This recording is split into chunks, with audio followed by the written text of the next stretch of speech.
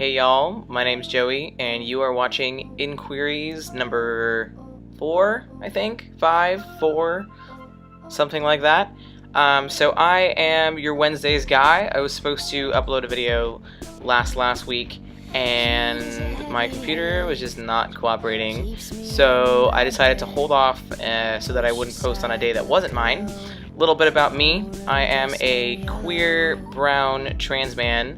My family is Afro-Dominican. I'm first generation Dominican-American.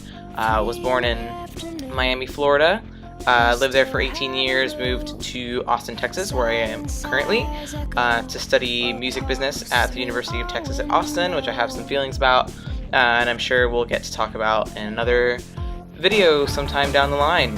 So the subject for today is passing, and so I'm going to talk about passing in terms of things that I have experienced or seen happen.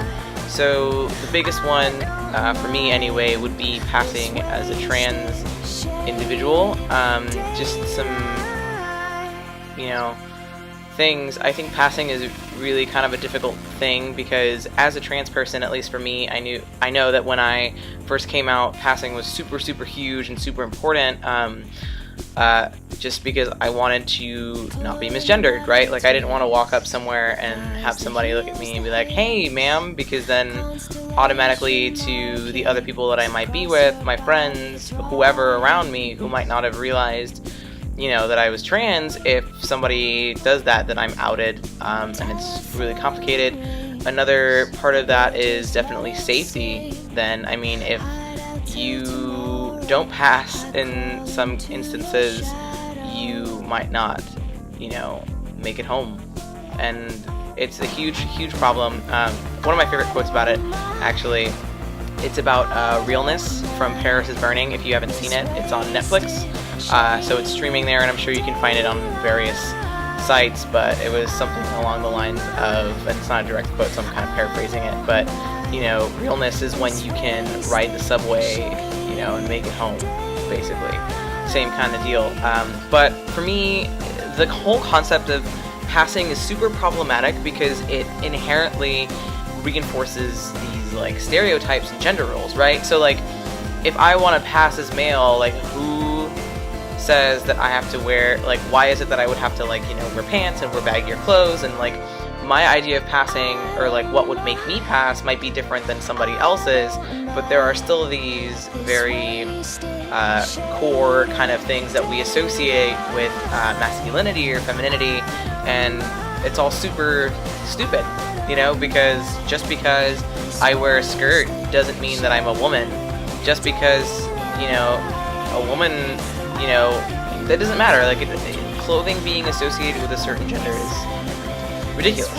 People should wear clothes because it's what makes them feel comfortable, not because they feel like, well, crap, I really want to wear this pink shirt, but I shouldn't because then I'm going to be called ma'am, or I'm, whatever. It's stupid. I think people should just be respectful, and I know there's a huge, you can go and Google, trans etiquette, and some things that I've seen are really problematic, but, one of the biggest things is ask somebody their pronouns, and not their preferred gender pronouns. I hate that terminology because it's not my preferred pronoun, it's my pronoun.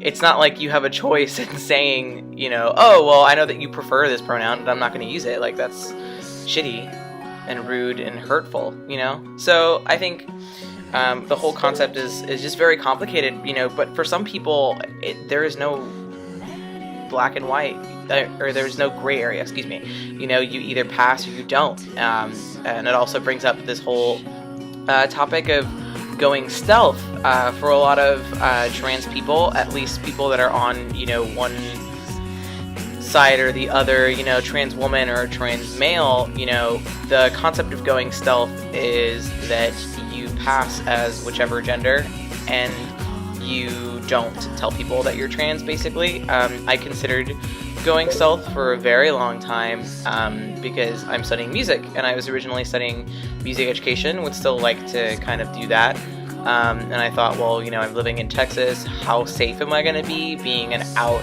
trans, brown teacher?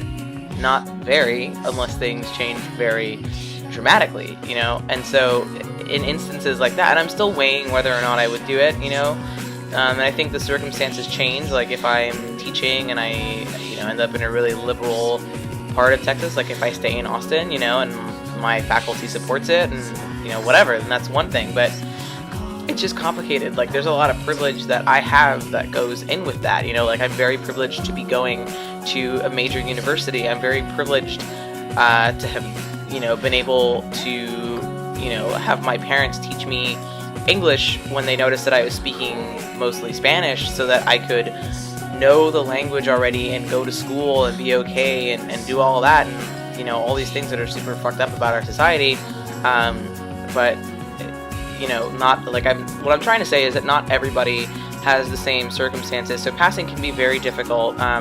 There's also kind of like a racial sort of passing. Like I've been having a lot of conversations, especially now with the whole Trayvon Martin thing, around race, and a lot of people have it in their minds that you have to be white to have access to white privilege, and that's not true. You know, these things work, especially racially, based off of perception, right? Like society's perception of the black man, or society's perception of the transgender individual, or whatever, you know. And if you're perceived by people as being white, then you are going to have white privilege, whether or not you're Latino or whatever. It doesn't matter, you know.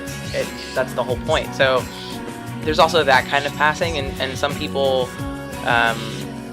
you know, I don't think would be bothered about it, but I don't have that, like, I don't have that privilege. Like, wherever I go, I'm brown, you know, and I'm Afro-Dominican, so it's like, I look a little different, at least in this region, you know. Where I'm from, it's a huge melting pot. That's what Miami is known for, right? Like, I had Nicaraguan, Honduran, Ecuadorian, Dominican, all kinds of different friends coming from all over the place, and you know, who you were or where you were from wasn't really that big a deal. It was something that we took pride in, but nobody was going to look you weird, you know, for being whatever. Like, that's stupid. But here, you know, most people would assume, like, what I've gotten is sometimes I'm assumed to be Mexican, but most times people think that I'm black. It comes from, you know, my hair and all these things that we associate with blackness.